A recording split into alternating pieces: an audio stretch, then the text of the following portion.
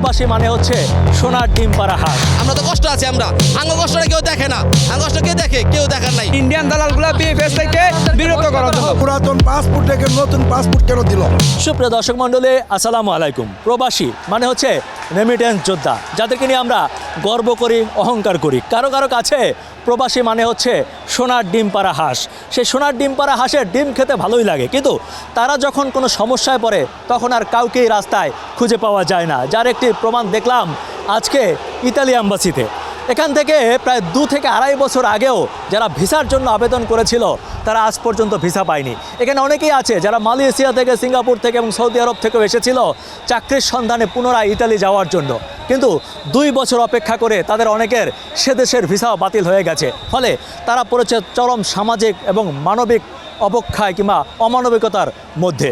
দর্শক মণ্ডলী, এমন পরিস্থিতিতে কেউ কেউ বেছে নিয়েছেন আত্মহত্যার পথ, কেউ কেউ আবার স্ট্রোক করে মারাও গিয়েছেন।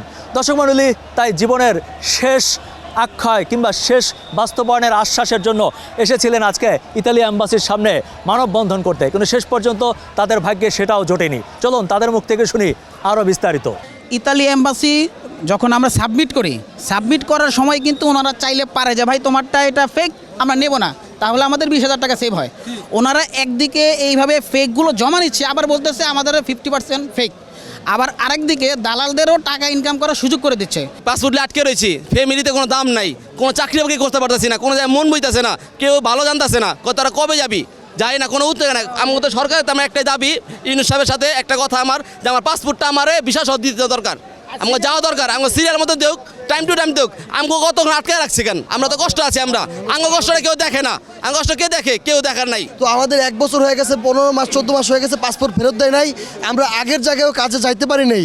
তো আমাদের এই ফ্যামিলিগুলোর দায়িত্ব কি এখন কে নিবে? ইটালি এম্বাসি নিবে? আমাদের এখন কি করা উচিত ভাই, আপনিই বলেন। আমাদের কিচ্ছু করার নাই, আমাদের পাসপোর্ট সহ ভিসা চাই। আমাদের দাবি একটাই, পাসপোর্ট সহ আমাদের ভিসা চাই। আমরা চাই বিএফএস থেকে ইন্ডিয়ান যে আছে, ইন্ডিয়ান দালালগুলো বিএফএস থেকে বিরত করার জন্য। কারণ এই ইন্ডিয়া দালালের কারণে আজকে আমাদের এই অবস্থা। তারা শুধু ইন্ডিয়ান লোকরা ইন্ডিয়া এম্বাসিতে গেলে ভিসা দিয়ে দেয়, বাংলাদেশে কেন দিচ্ছে না? আমার 13 মাস, আমি চিটং বিএফএসে জমাইছি আজকে 13 মাস, আগস্টের 9 তারিখে, গত বছর আগস্টের 9 তারিখে সাবমিট করছি, এখন পর্যন্ত ভিসাটা দিচ্ছে না। এটার কারণটা কি? শুধু একমাত্র ইন্ডিয়ান দালাল যতদিন পর্যন্ত বাংলাদেশে থাকবো, যেই কোনো ক্ষেত্রে বাংলাদেশে কখনো উন্নত হইব না। ওরা এই আন্দোলনের সময় ওরা আমাদের সান্ত্বনা দিচ্ছে যে 3টা ভিএফএস মিলিয়ে আমরা 120 পাসপোর্ট দিতে পারি না। আমাদের জনবলের অভাব। 6 মাস যাবত ওরা কি করতেছে? জনবল কেন আনতেছে না? ওরা ওদের সরকারের কাছে আবেদন করুক, আমরা পারতেছি না, আমাদের জনবলের দরকার, কেন দিতেছে না?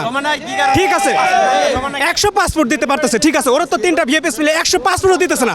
প্রতিদিন 50 থেকে 60টা পাসপোর্ট হয় না, তার মধ্যে 80% ফ্যামিলি ভিসা, 80% ফ্যামিলি ভিসা। 10টা যদি ভিসা হয়, 8টা ফ্যামিলি ভিসা, 2টা হচ্ছে আপনার ওয়ার্ক ভিসা, আর 40টা রিজেক্ট। কারণ আমার নিজের ছোট ভাই ওইখান থেকে আমাদের জন্য আমাদের জন্য এই ওয়ার্ক পারমিটটা পাঠিয়েছে, এবং আমাদেরকে কেন একটা বছর থেকে অপেক্ষা করলে? একটা বছর লাগলো তাদের এটা চেক করতে। এটা বড় একটা সিন্ডিকেট, আমাদের কাছ থেকে বড় একটা টাকা ডিমান্ড করেছে, আমরা যেটা দিতে ফেলিউর গেছে প্রত্যেকটা মানুষ, এই কারণে পাসপোর্ট আটকানো ছিল। তো আমি এখন এই যে আমাদের যে উপদেষ্টা ডক্টর ইউনুস, প্রধান উপদেষ্টা ডক্টর ইউনুস স্যারের কাছে বলবো, উনি যেন আমাদের এই জিনিসটা বিশেষ বিবেচনায় দেখে। আমি একজন মালয়েশিয়া প্রবাসী, দীর্ঘদিন মালয়েশিয়া ছিলাম, প্রায় 18 বছর। আমি ওয়েল্ডিংয়ে কাজ করতাম, সেখানে আমার ভালো স্যালারি ছিল। তারপরে আমি মনে করেন যে ইটালির সুযোগ সুবিধা পাই, আমি সেখানে স্পন্সরের জন্য কাগজ জমা দেই, স্পন্সর পাই। আমি গত বছর আগস্টের 28 তারিখে আমি এই নুনস্তা জমা দিই। সেই থেকে আজকে গত আগস্টের 28 তারিখে 1 বছর পূর্ণ হলো। এখনও পর্যন্ত আমি পাসপোর্ট, আমার ভিসা এখনও আমি কিছু ফেরত পাইনি। ঠিক আছে, সেই মর্মে আমি চাই যে আমাদের এখানে যারা আমরা উপস্থিত হয়েছি সকলের পাসপোর্ট ভিসা যথাযথ চেক করে অত্যন্ত দ্রুততার সাথে দেওয়ার জন্য অনুরোধ করছি।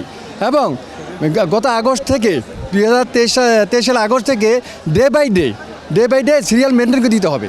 কারণ ঘটনা হলে এই মাসে 4 জন, ওই মাসে 5 জন, ওই মাসে 1 জন, এভাবে যদি দেয় তাহলে মনে করেন কারোটাই কিন্তু সমাপ্ত হইল না। ঠিক আছে, আমি চাই ডে বাই ডে দিতে হবে। আমিও মালয়েশিয়ার প্রবাসী, বাংলাদেশে আসছি ইটালির নলস্তা পাইয়া। তারপর আমি জমা দিলাম নভেম্বরের 21 তারিখে।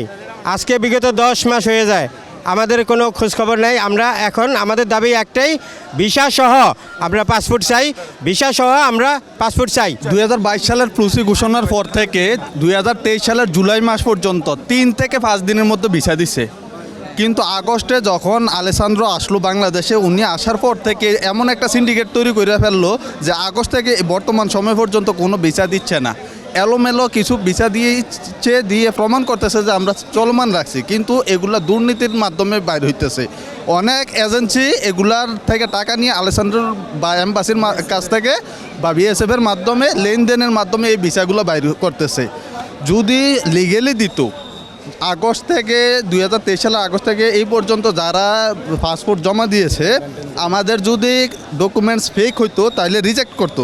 কেন জুলাইয়ের আগ পর্যন্ত রিজেক্টও করছে, বিচও দিছে, কিন্তু আগস্টের পর থেকে কেন রিজেক্টও করতেছে না, বিচও দিতেছে না, সবগুলো পাসপোর্ট আটকে রাখছে। অনেক মানুষ দেখা গেছে বিভিন্ন দেশ থেকে আসছে, আবার দেখা গেছে এই দেশের মানুষজন সহ এরা বলতেছে অনেক ডকুমেন্টে ফেক পাইছে। ফেক ফেলে রিজেক্ট করে আমাদের পাসপোর্ট ফেরত দেন, আমরা অন্য জায়গায় চেষ্টা করি, আপনি সেটাও করতেছেন না, কিন্তু টাকার বিনিময়ে ঠিকই ভিসা ছাড়তেছে।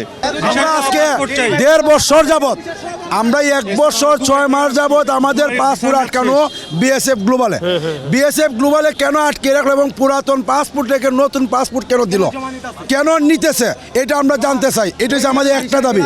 দ্বিতীয় দাবি, ওরা সিরিয়াল মেনটেন না করে কেন দিতেছে, ঠিক আছে, এবং ওরা নতুন করে আবার পাসপোর্ট জমা নিতেছে। ওদের একটা নতুন একটা ব্যবসা শুরু করছে বিএসএফ গ্লোবালে। এখন আমাদের একটাই দাবি, আমাদের ভিসা সহ পাসপোর্ট চাই। হয়তো যদি দেখা যায় আমাদের আজকে 1.5 বছর যাবত আমাদের পিঠের দেয়াল লেগে গেছে, আমাদের পিছনে আমাদের পিঠ দেয়ালে লেগে গেছে স্যার। এখন আমাদের একটাই দাবি, আমাদের পাসপোর্ট সহ ভিসা চাই। তারা বলেছে 3টা গ্লোবালে আমরা আপ্রাণ এবং আমাদের বেস্ট চেষ্টা করব, কথা দিলাম। 3টা ঢাকা, চিটাগং এন্ড সিলেট মিলে আপনাদের শুধু ওয়ার্ক ভিসা 100টা ডেলিভারি দিব। যদি এর পরেও আপনাদের ওয়ার্ক ভিসা ডেলিভারি না হয়, তখন আপনারা যে কোনো এগেন্স্ট আমাদের বিরুদ্ধে নিতে পারেন। দর্শক মণ্ডলী, প্রবাসীরা এখন এখানে অবস্থান করছে, তারা ইতালি অ্যাম্বাসিতে যেতে চায়, যথাযোগ্য দাবি আদায় করতে চায়। কিন্তু আমরা বরাবরই দেখেছি প্রবাসীদের ভাগ্যে ওই আশ্বাসই জোটে।